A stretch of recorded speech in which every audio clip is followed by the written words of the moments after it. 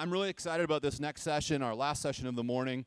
Started off the day by saying that to be successful in today's modern marketing landscape, it takes a village, right? We need to have important partners and partnerships to be successful. And I'm really pleased to introduce Dave, who is the CEO and founder of AutonomyWorks, who's become a very important partner of ours. And some of you may or may not know, probably works with us on your business to talk about a little bit about AutonomyWorks and the terrific story that is that business. Dave, over to you.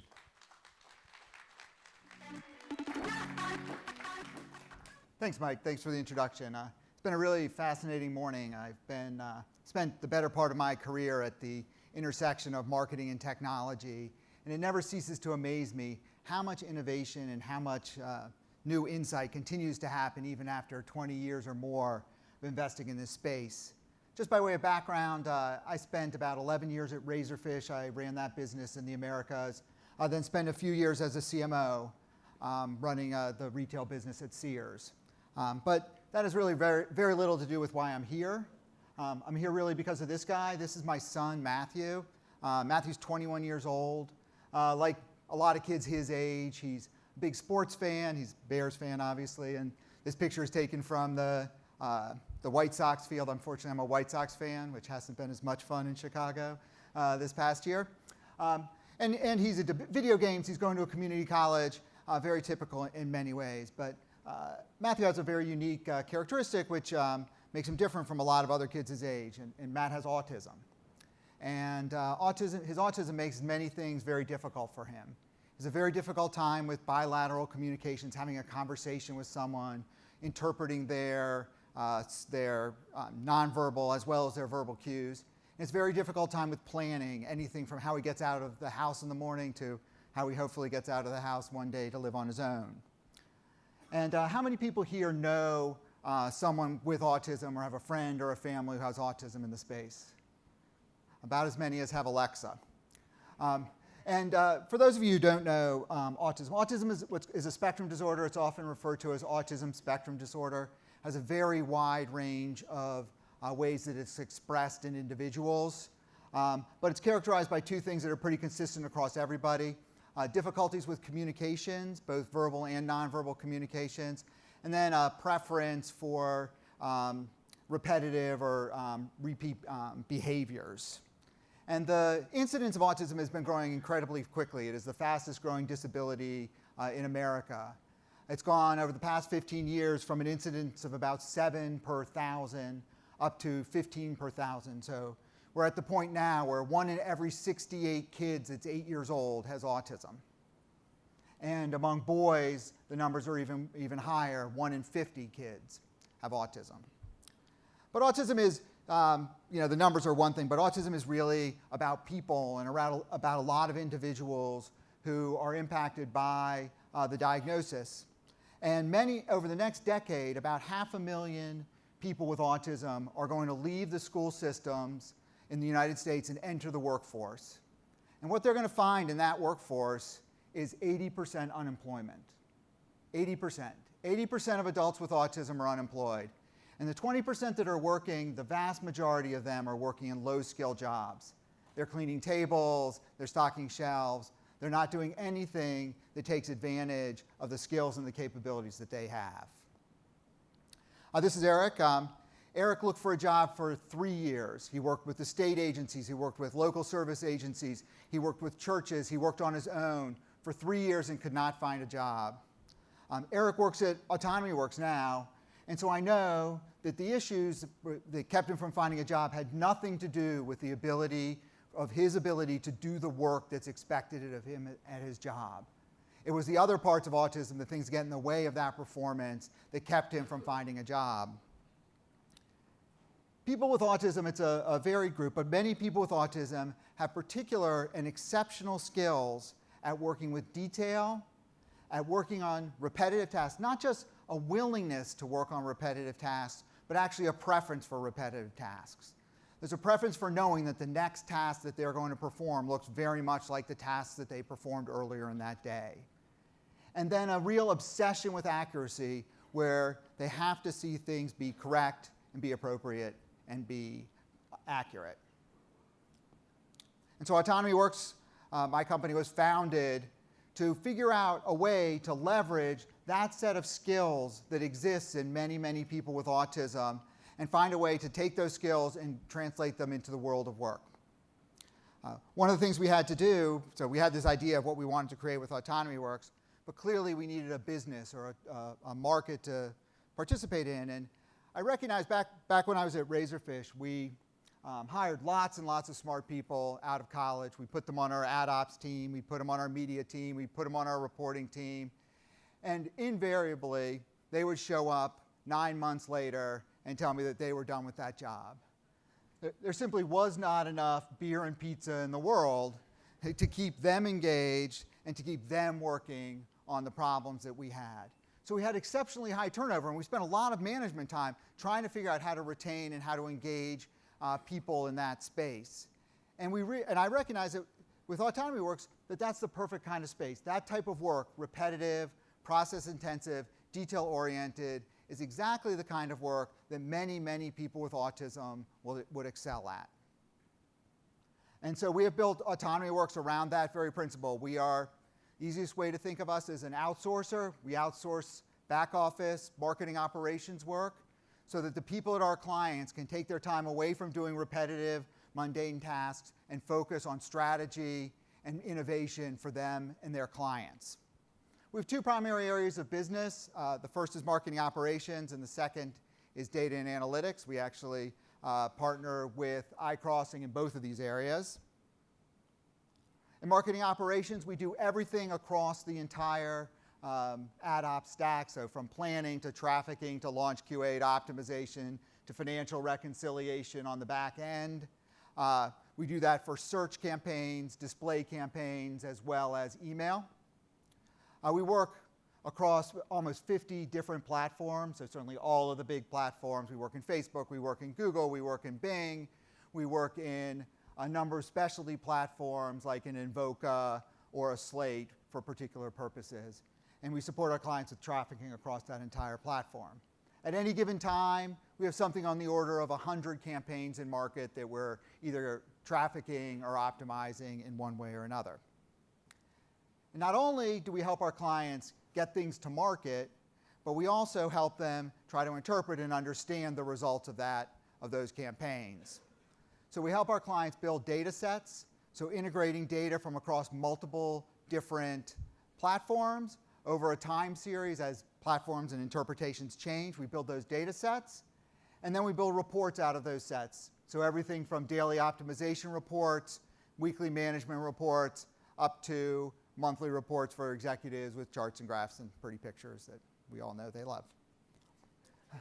And we've had the good fortune over the last couple of years as we've been founding this company to work with a number of great clients who have helped us build the organization. And it really spans the entire digital marketing spectrum. So we have publishers like Reddit, Morningstar, Source Media, and others. Agencies, both large-scale leading agencies like iCrossing and Razorfish, but also small specialty agencies like Rise, Centro, and others. And then as advertisers start to take the marketing stack in-house in some cases, we also support some advertisers in performing the ad ops functions inside of their organizations.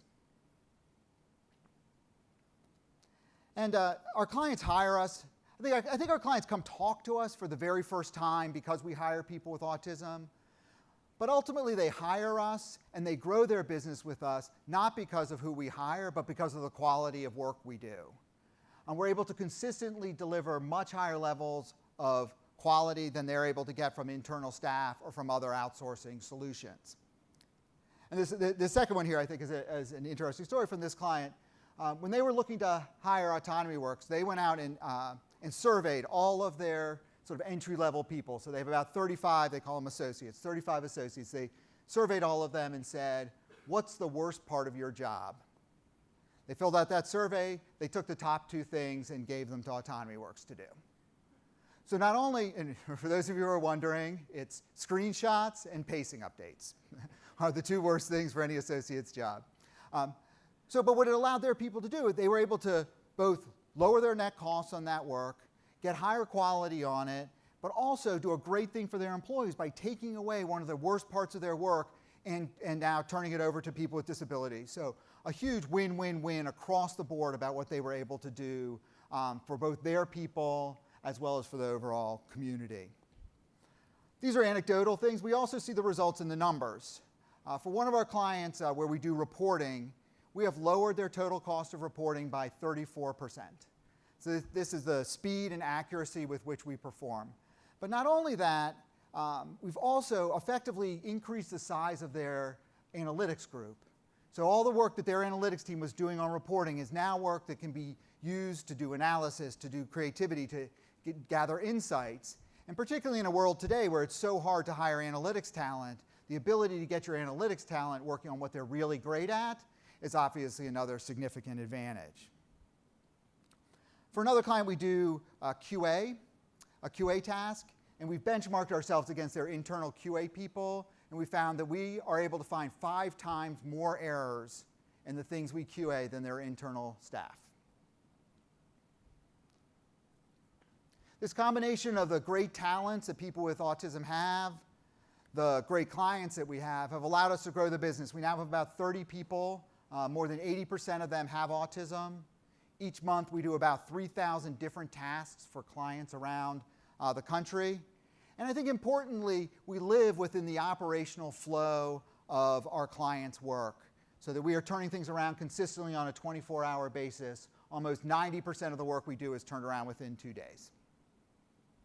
So we're very proud of the business we've built, but that, as I mentioned, is not really why we started the business. We started the business to create thousands of jobs for people with autism and other disabilities. And that's really been a big part of the focus of what we've done in order to get that goal. And we measure that also to try to understand what's the important things. And the key thing we measure there is shifts per week. So how many times, some people with autism can work 2 hours at a time, some can work 4, some can work 8, some can work 1 hour, 1 day or 2 days or 5 days a week. And so we look at shifts as the key metric of what we do. And as you can see, we've been able to more than double that in the last couple of years. But what this means is this week, while all of us are here, almost 100 times someone with autism is going to get up and go to work because of the work that we've been able to do together. So thank you all for that.